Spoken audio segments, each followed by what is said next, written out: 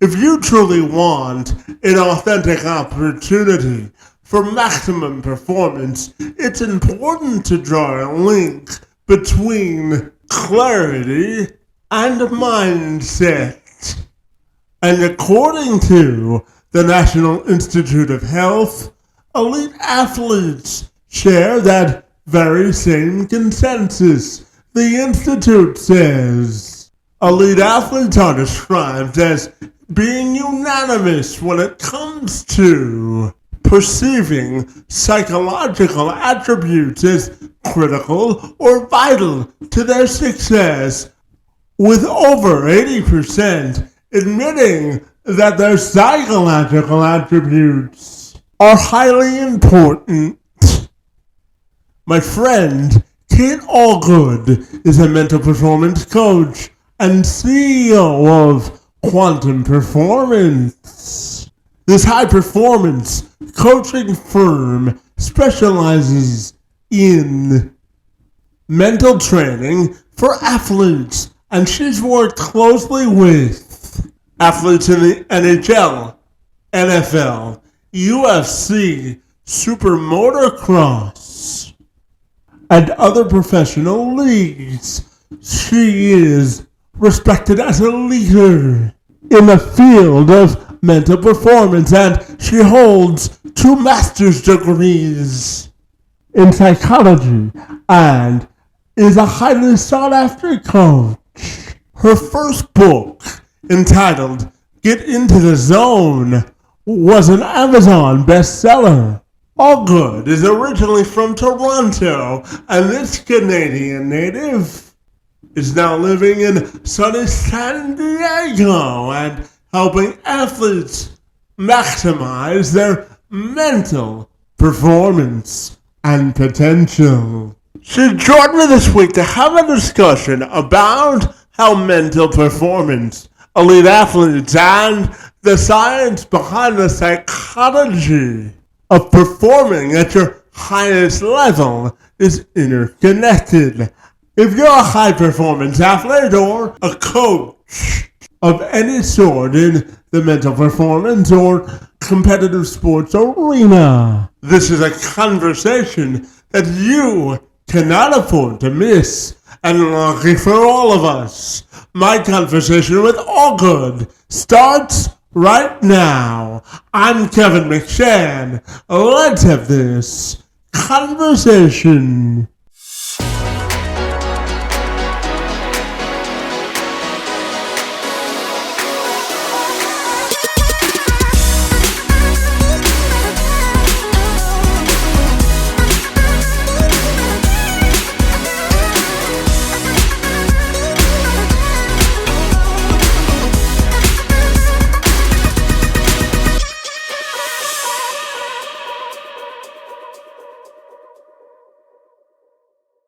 Kate, if you're ready, my friend, I'll take a moment to welcome you to the program, and I'm super excited to have a conversation with you about athletics and the intersection of mental performance. Great to see you, and happy Friday to you, my friend.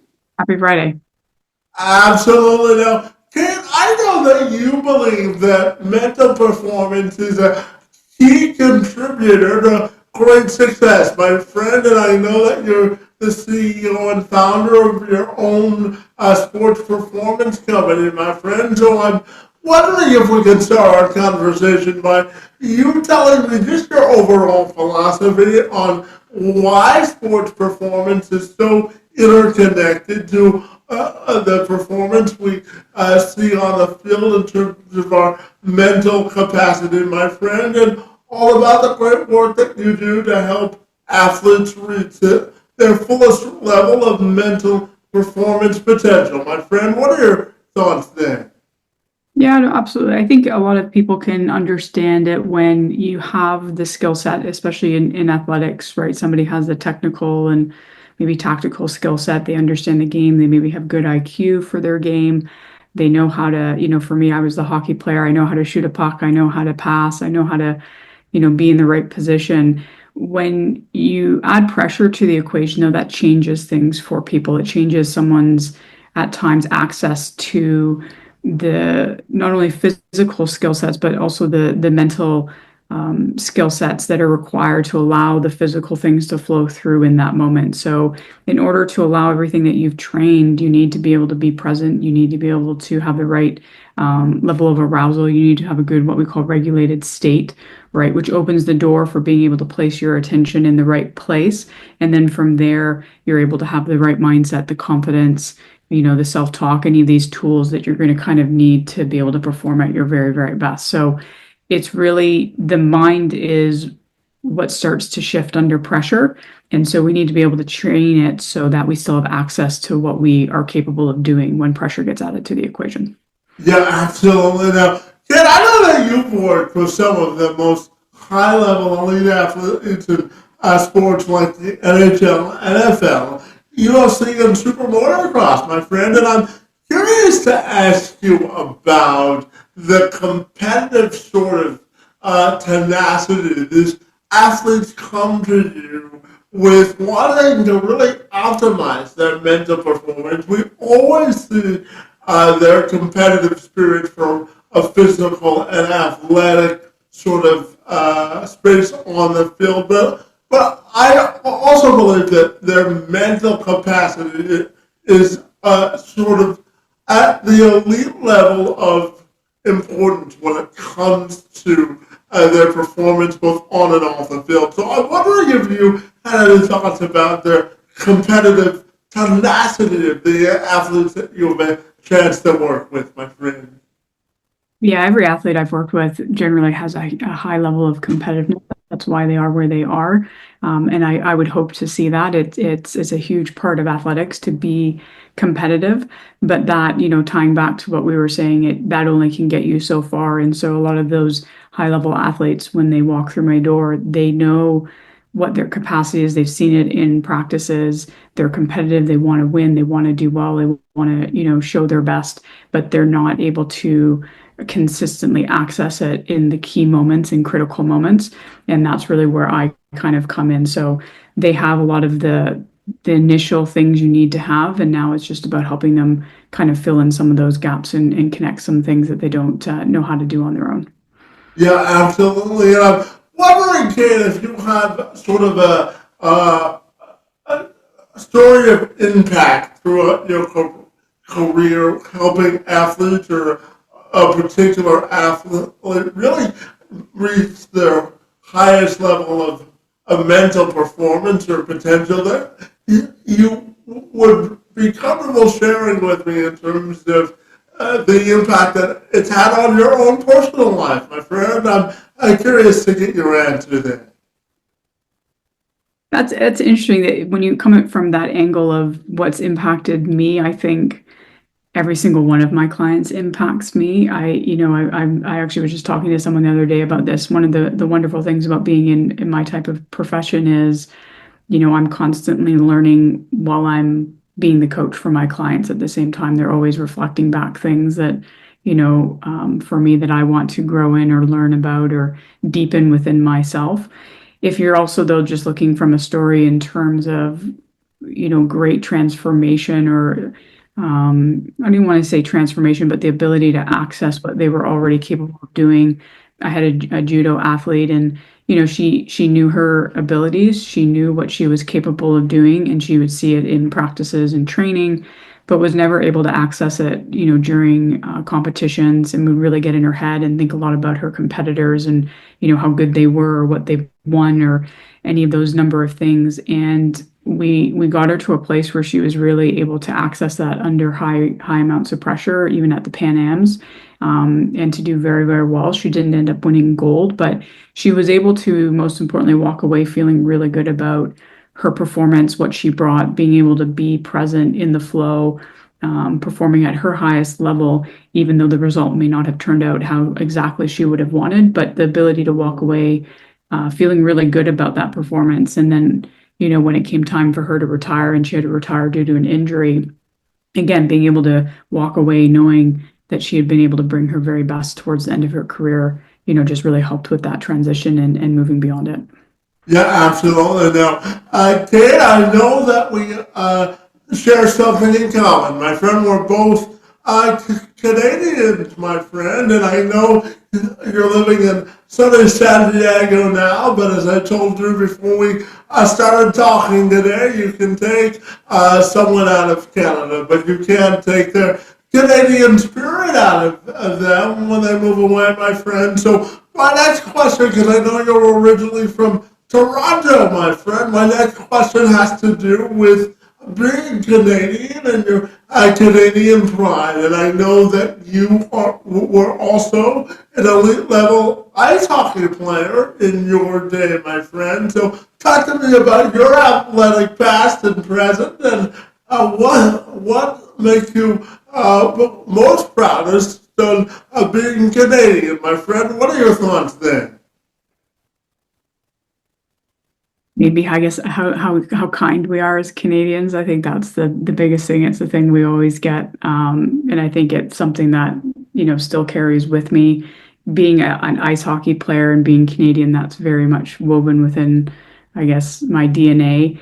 And to have been on the journey trying to make the Canadian women's Olympic team, especially this time of, I guess, not even year, but this we're coming up to the Olympics now, so you get a little bit of that extra, I guess, Canadian pride when, Canadian Olympic athletes, take to the ice or to the snow or whatever is that they are doing. So it definitely is still with me, and especially being an athlete and growing up in Canada and playing hockey. Yeah, that's definitely still with me. Yeah, absolutely, my friend. And I also know that you have athletes, high performance athletes, working on things like clarity, composure, and really maximizing their mental sort of space so that they can optimize every aspect of their life. So I'm curious to ask you about the intersection of mental performance and really achieving clarity and composure when they're looking to perform at their best. What are your thoughts there, my friend? Yeah, you have had to train your mind to be able to have that clarity and that composure under pressure, especially the composure under pressure. And that's really a big thing. A lot of people just want it to arrive or be there for themselves when pressure gets added to the equation or when there's a critical moment when they need it. But you really have had to front load the skill sets to, create the structure, the training, the repetition that would allow you to have at your disposal what you need to perform when it matters most. Yeah, and Ken, I know that you say that it wasn't until your first year in psychology class in university, my friend, that you really discovered your deeper calling on the mental side of the game, my friend. And I'm curious if you could take me back to that period of your life and why it affected you so much, my friend. I think there was a number of things that came together at that time. I was actually in therapy myself for, dealing with some more serious things away from the rink. And I guess sitting in that first year class, there was something about understanding the mind that just resonated with me. And I was at the time in a sports management major, and I think there was a couple things for me. One, that it spoke to me, and two, it's so open. And at 19 years old, I think I was smart enough to know that I didn't 100% know what I wanted to do. So it allowed me to be a little bit more broad with where that journey could take me with psychology. And I did do some other things after graduating. I didn't jump right into the work I do now, so I think it resonated and allowed me to have a little bit of a wider net to kind of start to explore what did I really maybe want to do with it, because you can, everything has that in it. You could go into organizational psychology or anything along those lines, and this just what resonated with me, and is the path I decided to go down. Yeah, absolutely. And Kate, one of the reasons I was so excited to talk to you this afternoon is because I believe that we share a common synergy, and it's this, my friend.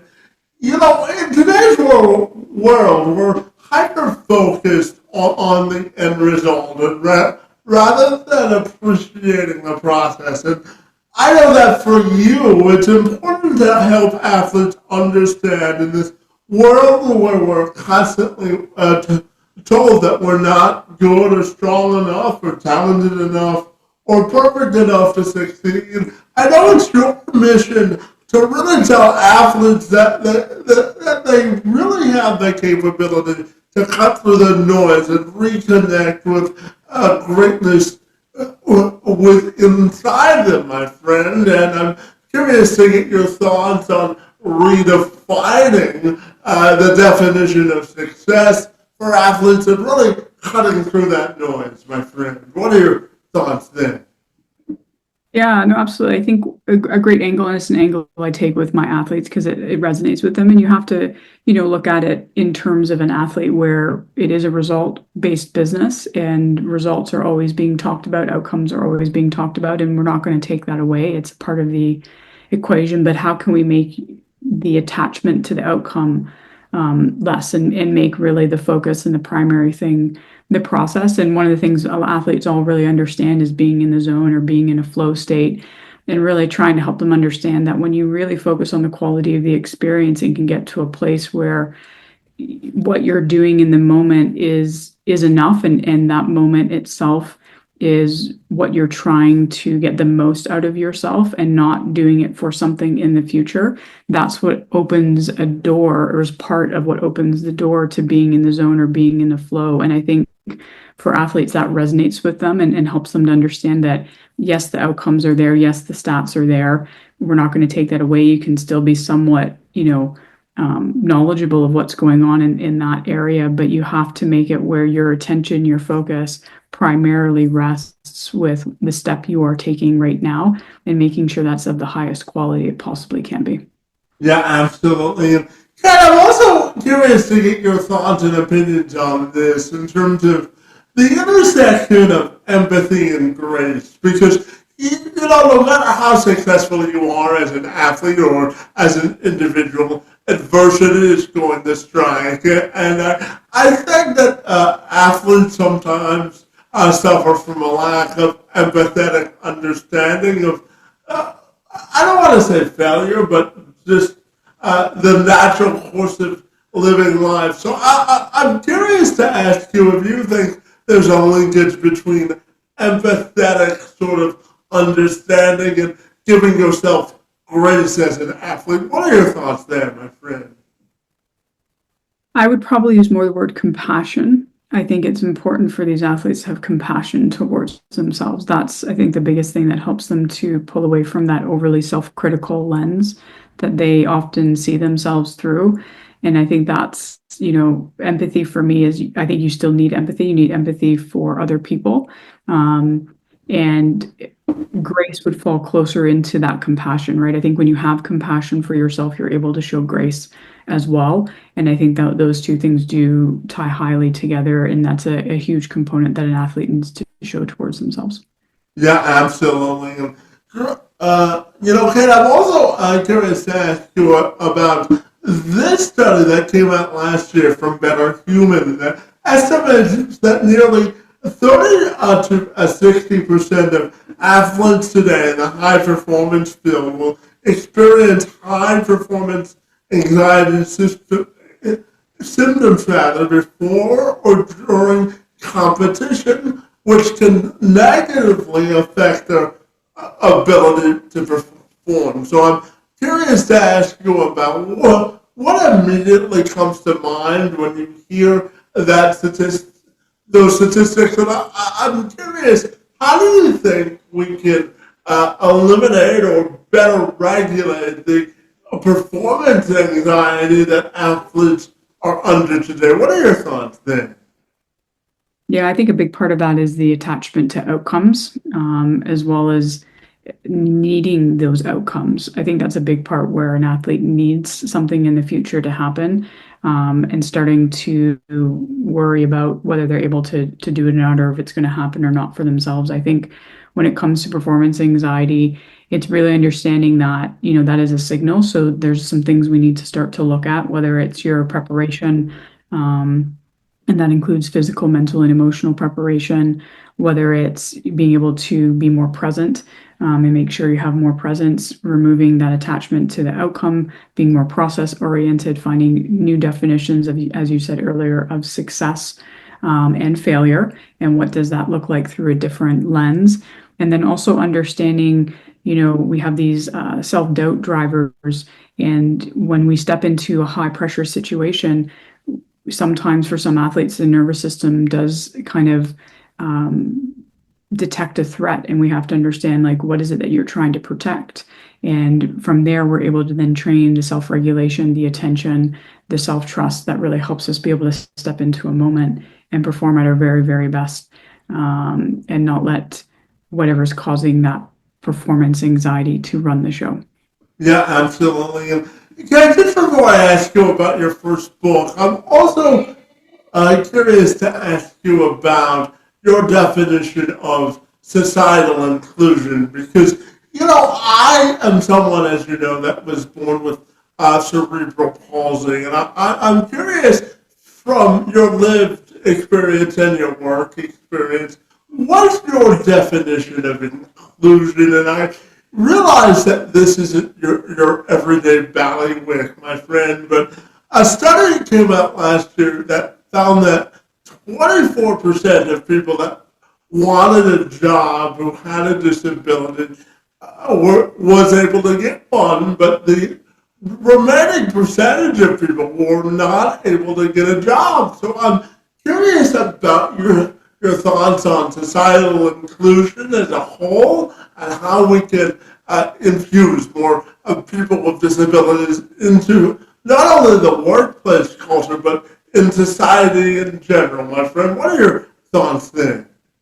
That's a very good question. Not something I've thought too much about given my work, but I mean, I think there's probably so many layers to that question, and how do you create more inclusion? I think obviously, as you said, there's a societal component. A lot of it will stem from the top down. I think making it also easier, just accessibility is obviously usually a big component.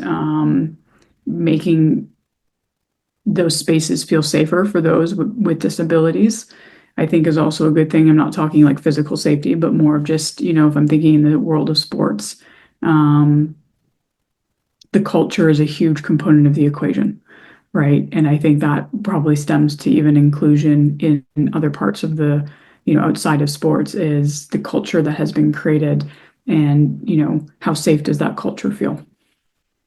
Yeah, absolutely. And, you brought up psychological safety, so I'll ask you about it, and then I promise I'll get to your book. But I'm also curious to ask you about of the importance of giving athletes psychological safety or brave spaces in order to perform, because there's a difference between a safe and a brave space. So I'm curious about your sort of opinion on the importance of psychological safety and how it's evolved over the years. What are your thoughts there?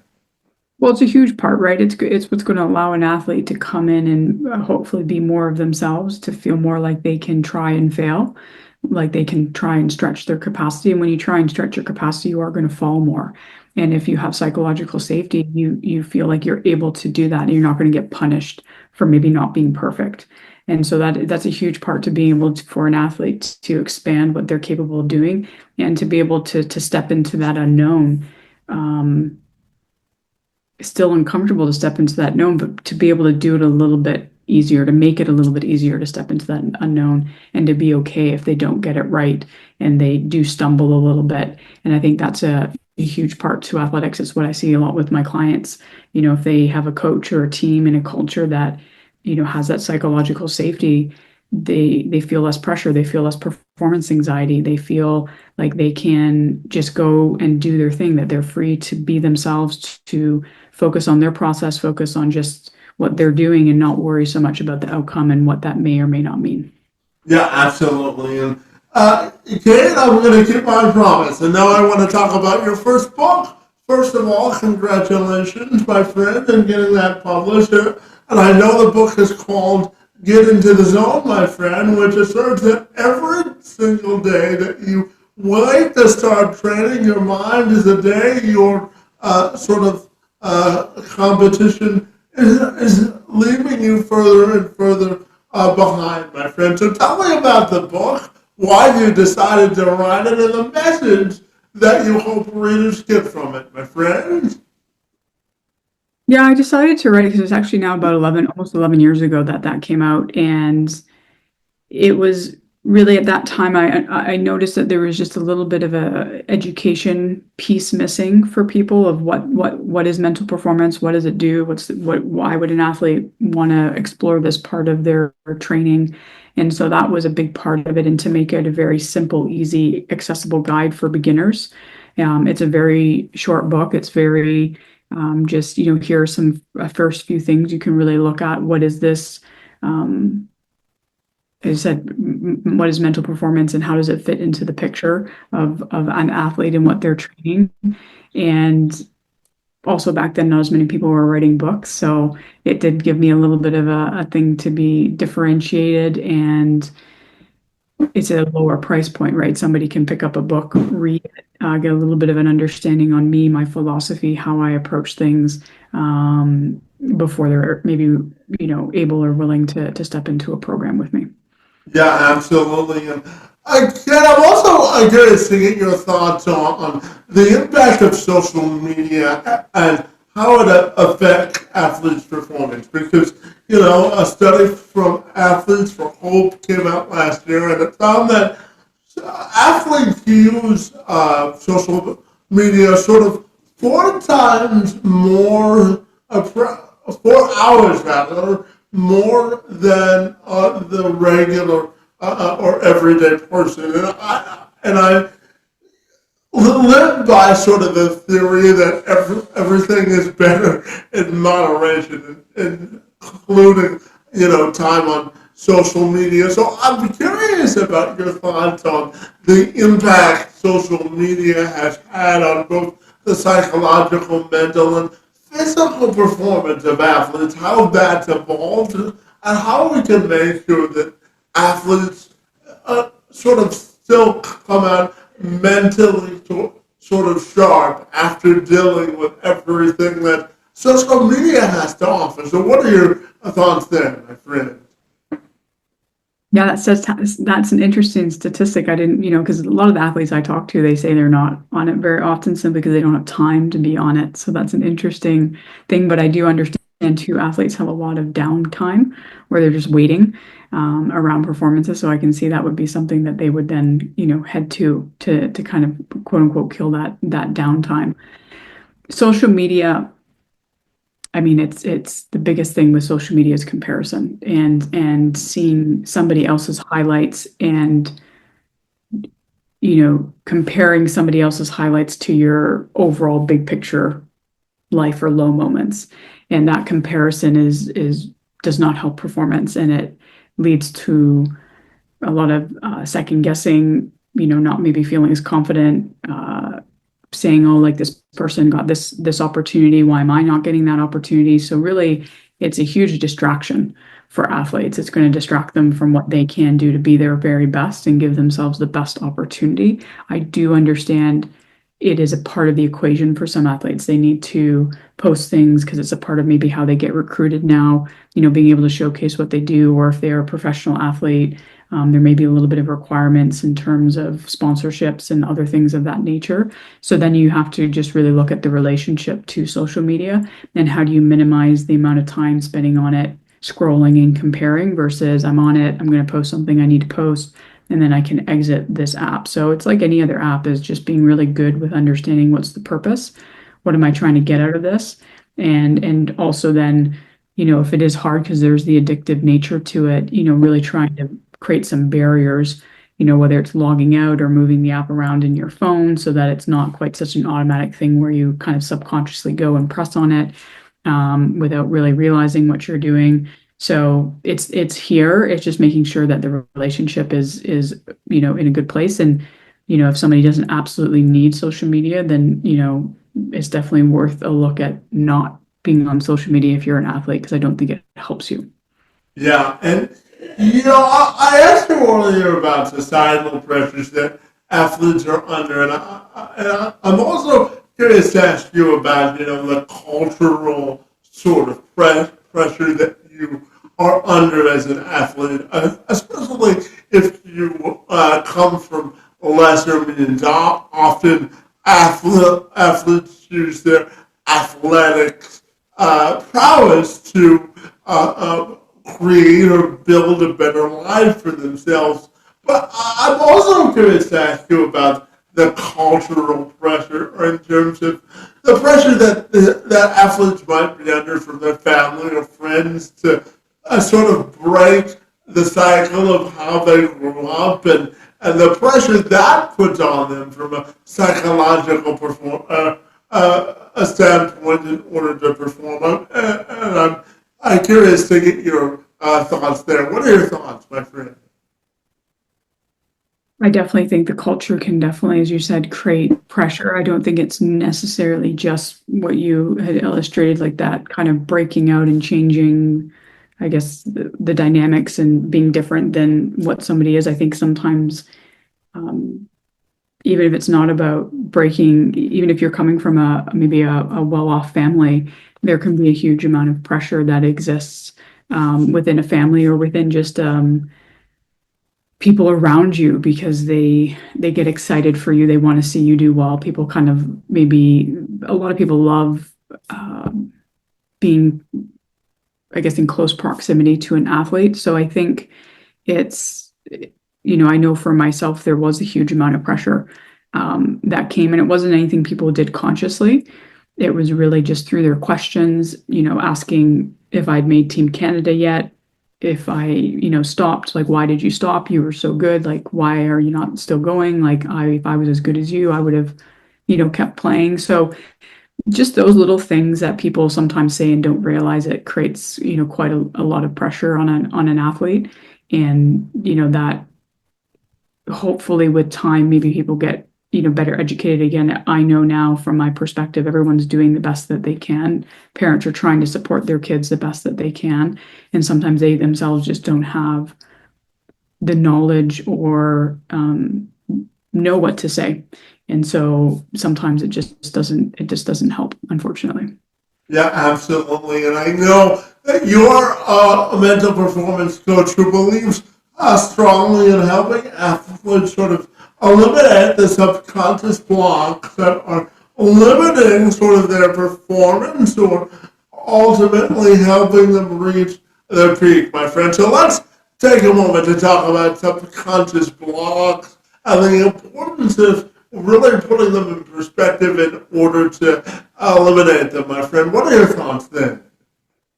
Yeah, for me, I don't think it's as much subconscious blocks because that goes into much deeper, kind of more, potentially even more clinical work. It's more my job is to help them to one understand the pieces that come into play to be able to have the best performance and to how to train their mind. So what are the pieces to training the mind, and then being able to access that when pressure gets added to the equation. So there's different levels to that. There's the physiological state. Can you control, like, self-regulation, heart coherence, things like that? Then there's your attention. Can you have control over your attention, place it in the right place, like on the task at hand and not, on the past or the future, on a mistake or anything of that nature. The mindset piece of the equation, self-talk. But a big part of it is understanding how to approach it for somebody. Everyone's different with what it is that's maybe getting in their way to being able to perform and to perform consistently and to perform in the way that they are capable of performing, especially if, pressure gets added to the equation. And then for some people, just how to develop and to build their mental game, because they've built their physical game and they know that they need both combined to really access their full potential in a moment. So it's really helping to put all the pieces together and figuring out what's the right order for that person. What do they need to look at first and use first to be able to then access everything else and slowly continue to build all of those skill sets. Yeah, absolutely. And Ken, I'm curious to get your thoughts on this research regarding public image from the University of Michigan. I asked you earlier about cultural and societal pressure. And, the University of Michigan suggests that media framing is also something that elite athletes deal with on a daily basis in terms of, the hero culture or being labeled a role model. And it found that 72% of athletes today fear the prospect of not living up to that culture and experience an extreme level of self apprehension and evaluation when it comes to not living up to that hero or elite culture, my friend. So I'm curious to ask you about how we can not shield but better regulate sort of the media framing for athletes so they don't have that heightened level of anxiety to live up to that hero or role model culture all the time, my friend, because athletes are human too, aren't they?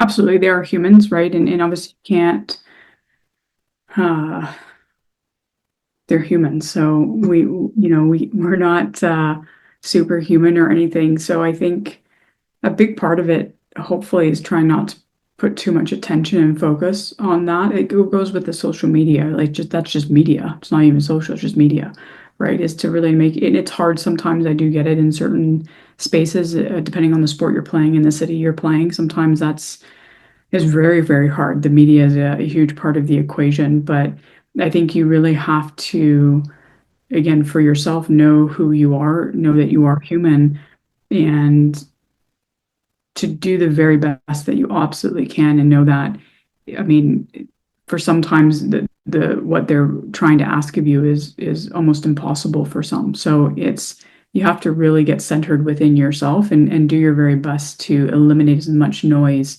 from the outside as humanly possible. Yeah, and Dan, I've got two questions left for you. And the first has to do with equipping athletes with the tools to build both outer and inner confidence, my friend, because, a confidence is a fleeting thing, not only for athletes, but for humans too, if they don't sort of have a recipe of, a proven performance to sort of fall back on, or the systems to build that confidence as a leader. So, as a leader and an athlete, so I'm curious to ask you about helping athletes build sort of a toolbox of performance confidence tools so that they can really reach the peak level of both their athletic and personal potential. What are your thoughts there, my friend? You can, in one sense, outside of the competitive scene, you can definitely look at things to help with that. I guess what you would consider inner performance, such as preparation or training in adversity, focusing on small wins. Um, when you're in a performance, a lot of the time it's not a confidence issue, so to speak. It's more of a self-doubt that arises, and it's a self-doubt that's driven by a need to protect something. And it goes back to being able to regulate your physiology, regulate your nervous system. And if you do that, generally you're able to access the things you need to, such as your confidence. I think a lot of athletes are prepared, but then they step into a performance and then they let the self-doubt kind of run the show. And we have to help them to make sure that that self-doubt does not run the show. And how we do that depends on that athlete. A lot of people will go right to, thinking or trying to think their way through the experience. But sometimes that's not, and a lot of the time under pressure, that's not necessarily the best starting place. Because if your nervous system is really in more of a sympathetic place, it's very hard to even access the right type of self-talk to walk your way through, to remind yourself that you have prepared, that you've been here before, that you know what you're doing, that you're capable of doing this again. So it's an interesting thing where in the performance, we're not here to build confidence, so to speak. It's more of trying to help make sure that someone is able to access what they have. And for a lot of athletes, they really truly are confident individuals. And if they do need a little bit of help, again, we can, away from that moment, help them build a little bit of a framework to build that inner confidence within themselves and make sure that they are focusing within themselves, their process, because the biggest thing is um, putting that confidence on something external of yourself. And then the self-talk that usually goes along with it. Self-talk is probably one of the biggest things that will hurt somebody's confidence in a moment. Yeah, absolutely. And Kit, my final question for you this afternoon has to do with legacy, my friend, and how you won't want your individual personal and professional legacy to be defined. My friend, what are your thoughts there? It's something I've never actually thought about, my legacy, because I do try and just be present. I think my legacy will be seen in all of the people that I have worked with, because they go out into their worlds, and the work that we have done has impacted them and will impact their lives, impact the people around them, impact if they have children, their children's lives. And I think that's the ripple effect of the work that I'm doing. And hopefully, through that, and I know I've seen it in some past clients where they still think of me, or they still think of something we talked about or a technique that we did, and long after their playing days are done, they're still using it or implementing it, and that will get carried forward with their kids or other people in their lives. And that ultimately, I guess, is my legacy. Yeah, absolutely, my friend. And finally, Kit, tell me if people want to get connected with quantum performance or yourself personally, what's the best way they can do that, my friend? Yeah, the best way to contact me is through my website, which is qpathlete.com. Because that's going to have, you can schedule a call with me, or fill out a contact form, explore my app, explore my books, explore my one-on-one programs. So that's definitely the best place to find everything that I offer. Absolutely. Well, Kate, I certainly enjoyed this conversation about the intersection of sports, performance, and leadership, my friend. And I want to thank you for the good work that you do in this space and for joining me this afternoon to engage in a conversation. It's most appreciated. Thank you so much for having me.